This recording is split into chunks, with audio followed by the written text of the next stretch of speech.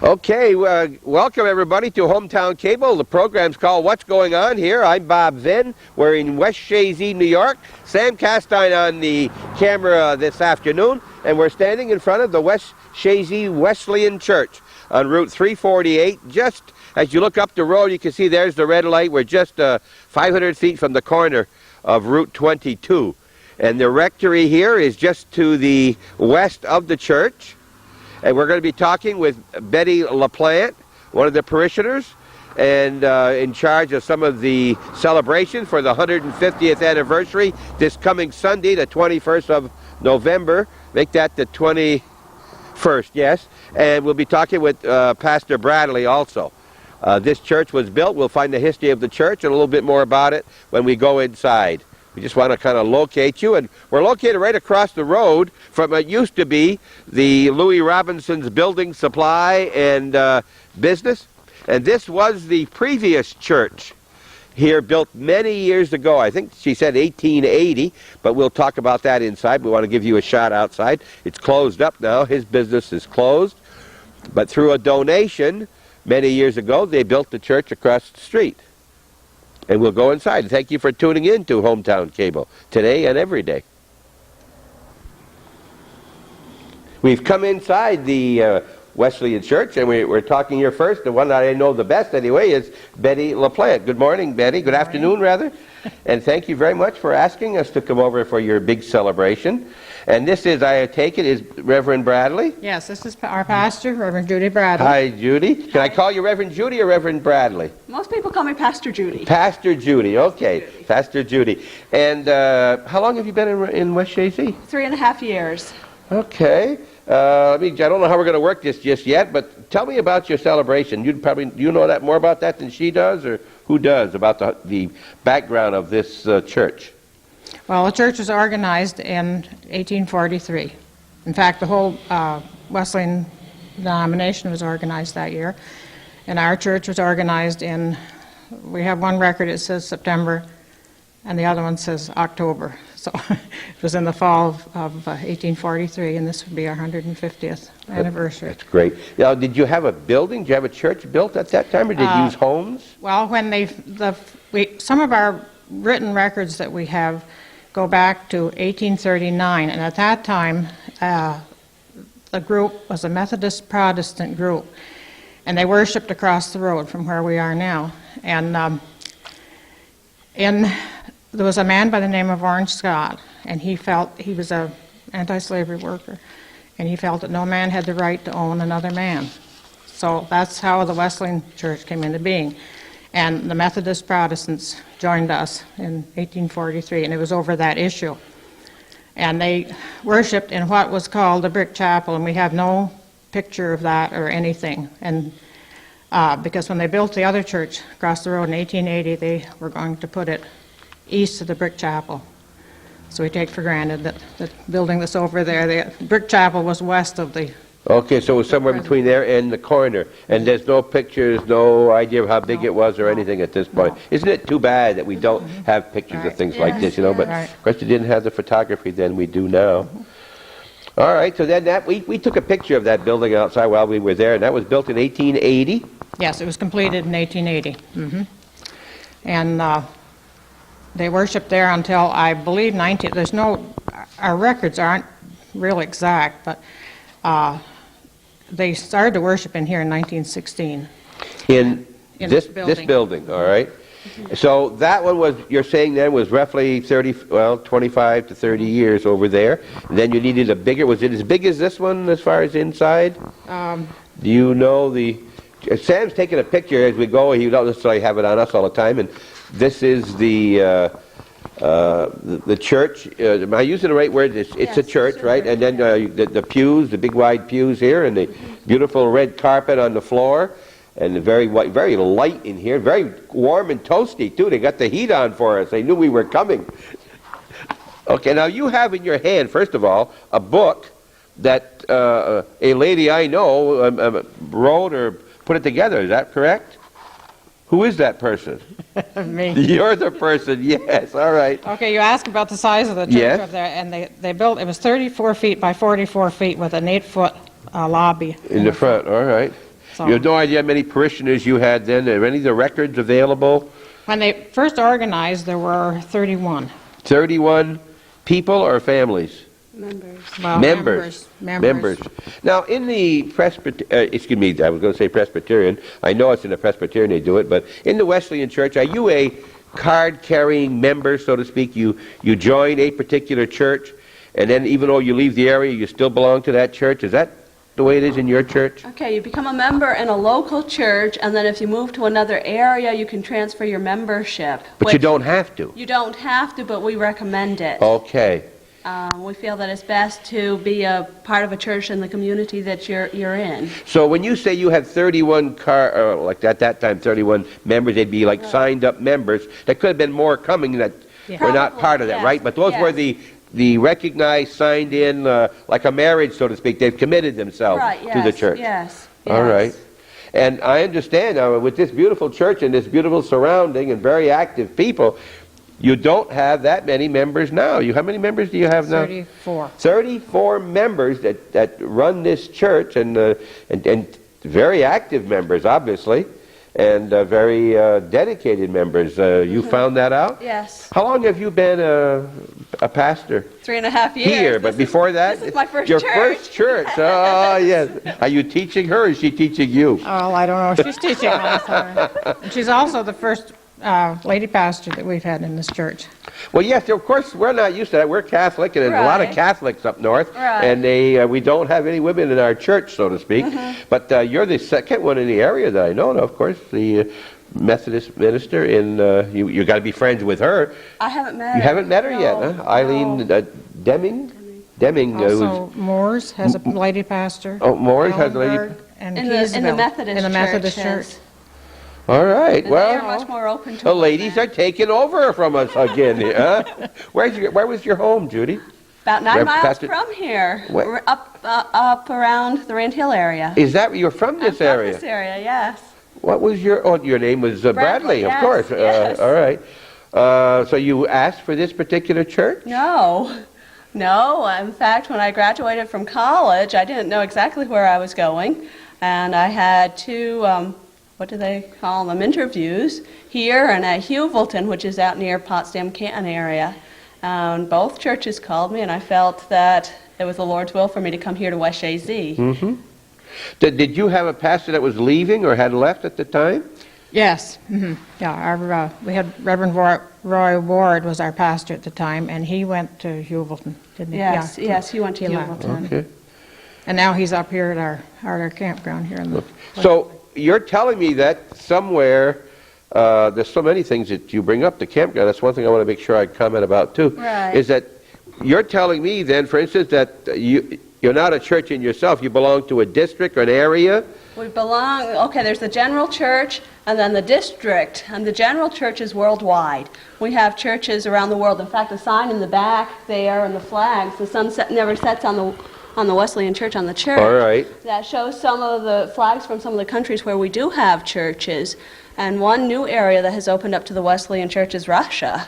And that has opened up to the gospel, and we've got some work begun there. But the general church encompasses the worldwide church, and then that's divided up into different districts. All right, now, where is your district? Our district includes the upstate New York, Yes. Vermont, New Hampshire, Connecticut, and I think that's it. Massachusetts. The Wesleyan Church in Moores is the same, That's part of our church. district. and it's a similar church as yours here, Yes. all right? And where else do you have Wesleyan churches in the county? Okay, we've got one over on Turnpike, the military Turnpike. There's All one in right. Plattsburgh. There's one in Cadyville. And then you mentioned Okay, and Moores in here. Yes. All right. Now, the campgrounds that you talk about, like for instance in Moores, has nothing to do with any one particular church. That's kind of a universal. That's But in West Chazy here, just up across from the Catholic Church, you have a Wesleyan. Yes, that's Now- Wesleyan. Now, that's tied in with your church in this whole district? Yes. Our district campgrounds, that's where we have once a year, we have district camp meeting where the pastors and the people get together for special services, special speakers and special musicians come in and share with us then. And how long is that for? That's a week. Just 1 week? That's a week. And then there are other activities during the during the summer, children's camp, youth camp, a couple of different youth camps, the junior teen and the senior teens. Okay. And then also they had BYF retreat this summer for the older people. My age group. Yeah, the senior citizens. I thought you were going to say our age group.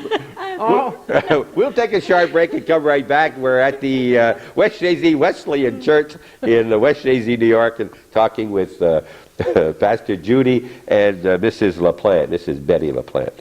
I know her better as Betty Coakley LaPlante. right. All right, now you were telling us, Pastor Judy, about the camp. 1 week of general camp meetings and singing and so forth you have. Then you have a children's camp, Children's camp, that's usually about a week. and they come from throughout the district? Throughout the Right? district, yes. Yeah. Do you go and stay there when you're, Betty? No, because we live so close by, we don't. Right, We because don't you know have in a Moores, I cottage. know there are people there who have camps right on Right, in yes. the grounds. So all the buildings in it belong to the district Wesleyan Church. And was nobody owns it at camp in there individually? The people do own Yeah. They camps. do own their camps. In fact, we have several people from our church that have camps over there and spend the summer there. Some of them go to Florida for the winter, and others find other places. Okay, yeah, it's a little warmer down there. All right. Now, can anybody go to your camp meetings? To the Can I go services, even? yes. Like I know they told me I Anybody could. can come. You can come. It's open. It's And, open to everybody. and there's you have someone preaching, and you have singing, and you have Right. open meetings. Right, yes. Okay, there's no mystery to anybody. You know, people often, we did a in-depth story on the one in Moores, and of course, there's always been stories about what's happening in there. We ask Right. very plain questions. It's no Right. mystery whatsoever. Nothing, no. All right. And it's very appropriate. We're across from the Catholic Church, so Right. you do talk to Catholics, of course. Yes, we do. Yes, we do. In fact, a couple of years ago, we had the priest come over from the Catholic Church there, and he shared with us, and he led in prayer during one of the services. Was that Reverend Morgan? No. No, he's at Champlain. He was here for a while. No, Alan's. Alan Schnapp? Oh, Yes. well, Yes. was a neighbor of yours in Moores, wasn't he? Right, I went to school with his father. Yeah, you went to school with He's a little his younger father, than but she went to school with me in Moores back in 1942 to 1944. We were in the same class in Moores, although I was older because she started earlier in school, and she told me the other night she skipped a grade because she knew it all already. Well, Betty, first of all, you getting back to your book, you wrote a book several years ago on the history of the Wesleyan Church, not necessarily just this one. Is that what you wrote? Okay, can I get it? Sure. We'll take another short break. I didn't realize. Well, let me talk with Pastor Judy while we're talking. So when you were a Wesleyan yourself before, Yes, right. and what got you into the ministry? Lord's calling. The told Lord's you? calling, yes. Okay. I was about 17 years old. My grandfather had died, and I didn't know the Lord myself. I wasn't a Christian, but because of the testimony that was shared at my grandfather's funeral concerning his life, I started seeking the Lord and found the Lord, and then I felt that the Lord wanted me to go into full-time Christian work. Where do you go to school for your study? I attended 1 year at Houghton College out in western New York, and then I spent 3 years down at United Wesleyan College in Pennsylvania, in Allentown, Pennsylvania, and it closed the year I graduated. I was in the last graduating class. So what do they do now when you close? There are a number of other Wesleyan colleges. There's Bethany Bible College up in New Brunswick, Canada. There's Houghton College in western New York. There's Indiana Wesleyan out in Indiana, of course, and then one down in Oklahoma. So there's a number of Wesleyan colleges. Okay, well, you know, over the years, I told you I lived in Moores, people out there, and of course I knew Mel Ferns and Doris very well, and I think Mel Ferns went to Houghton College, and his son, I think, may have gone to Houghton and also beyond, and he became a pastor but didn't stay with it. And she mentioned Bethany College up in Brunswick, and we know someone that's going there who's getting married in about a month from today, and that's Dorinda Barcombe, the former president of the Board of Education in Chazy's daughter, the lady with the pig in the play with Little Abner many years ago. Come on over, Betty. You got your book that you've... This is one of the... When Betty called me, it was the reason she's involved a lot. She's very active in church affairs, but also she wrote a book. Well, what I did, we have all the old records, as I said before, back to 1839. And as far as secretary's records go, we have some of our other records that are missing, but And so what I did, I took the minutes from the secretary's minutes, and I more or less condensed them. I went through it each. Well, those are trustees right here. See, each, I put the name of the pastor at the time. Right. This is 1885, but they do go back to 1844. And she's got, like, for instance, a June 10th, 1893 meeting, a September 2nd, 1893 meeting, December 23rd, and a little bit of synopsis of what happened in each one of these. And you compile this back in 1986, 85, and then you won an award for this, the McMasters. Yes, in 1987, the Clinton County Historical Association every year gives an award. They call it the McMasters Award, and Mrs. McMasters left money for this award. And I decided I'd take a try. I'm not a very good writer. Writing this was different than just going over the minutes and condensing them. So I wrote a story of the history of Wesleyan Methodism in Clinton County. And one night I come home from work and my husband says to me, "You better go and read your mail." And I went and I looked, and it was from Alan Everest. So I thought, at least I thought I knew what was up. And when I read it, sure enough, I had won the award. Congratulations, that's a great award. I know that... It's $150. The award each year is $150, and they also give you one of those History of Clinton, Franklin County. Well, either one of those mean nothing. It's the honor of having done that means so much. Yes, you I can't did. put it in money or anything else, you know. And also the church history I did, with the help of Addie Shields, she helped me an awful lot with this. And I had done our family histories before this, and she'd always wanted me to have them copyrighted. And I didn't really want to. But this time I thought, well, I've never done anything like this before, so I'll try it. So You did. I had it copyrighted. Okay, excellent, yes. Now, you are printing copies now for this coming Sunday of some kind of a book you are making up. This one here, yeah, this is going to be a brochure. Okay. We're going to be handing out. Maybe I can just hold this up, maybe It's you not going to can, be exactly like that. on this order, right? Yeah. They'll be picked up tomorrow. It's this Sunday coming, the West Chazy Wesleyan Church, 1843-1993. I don't know when the Catholic Church came to the community. I bet you it's probably in the late 80s, I would say. You know, we started in 1860. There was one in Moore's Forks about that time, and before that, it was operated out of Cooperville. I think you told me for a while they operated from this church also, covering other areas. Yes. This church had a pastor, and he would go and hold services, and like up in West Plattsburgh, they had one place they called Nip City. And I had quite a time finding out where Nip City was. That was the West Plattsburgh corners up there at that time. Moore's, Ellenburg, Moore's Forks. And there's another place called Perrysville, which I think was Perry's Mills probably. And eventually, some of those developed into churches, organized churches. Like Turnpike was organized, I think, in 1850s? 1853, I think. Yeah, I'm not sure. I think maybe their congregation was organized before, and then they built the building. So this is the first church in the county, as far as Wesleyans? Yes. Right here, your very first this is the one? basis of it. All right. My biggest question, because you mentioned it the other night, would be, how does the church exist with 34 members?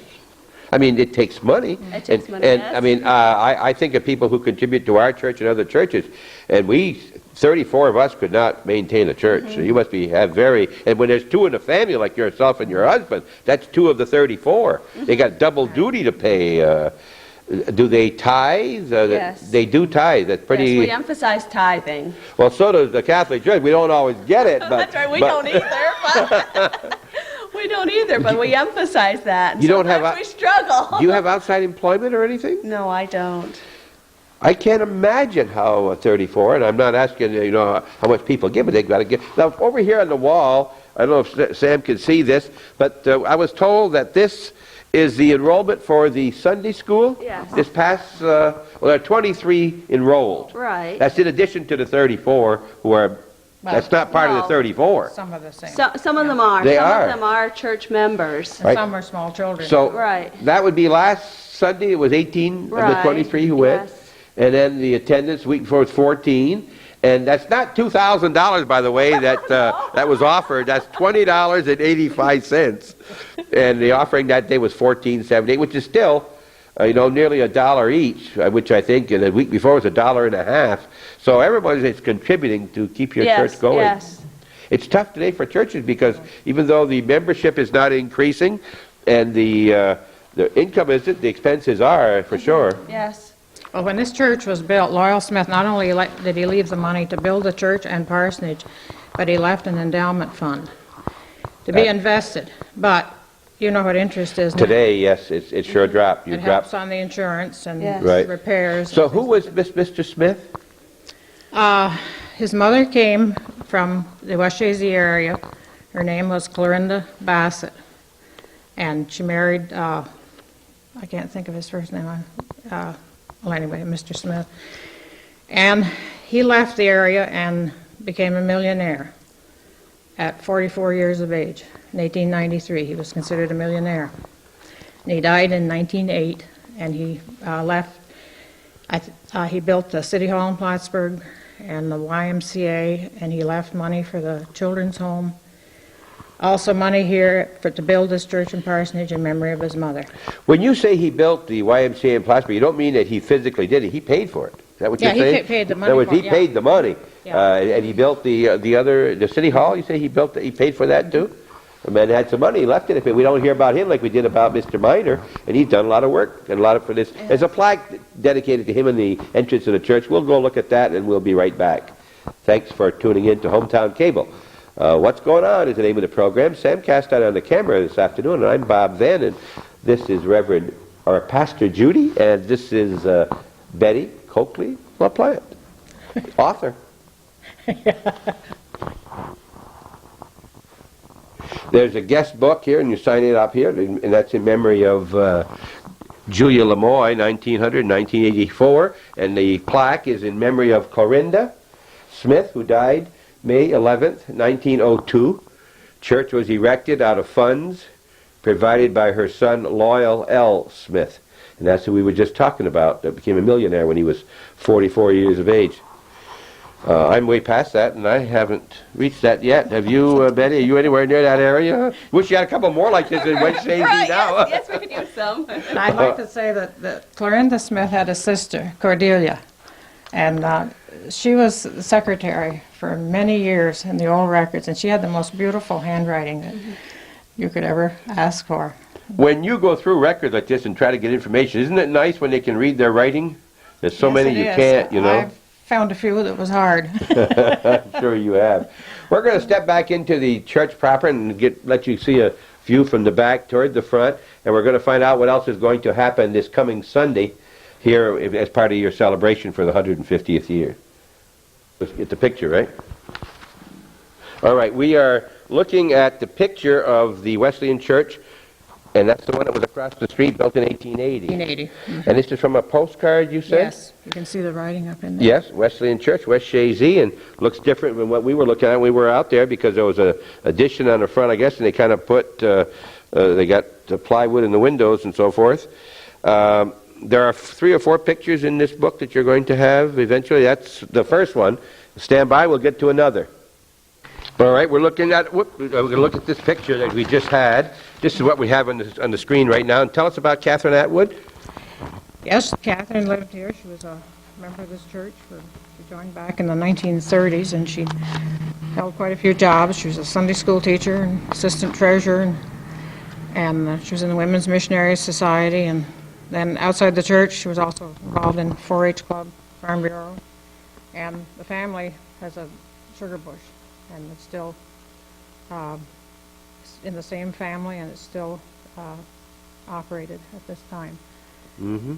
And she had 6 children, and 3 of them are around here, 4 of them are around here, and the others live other places.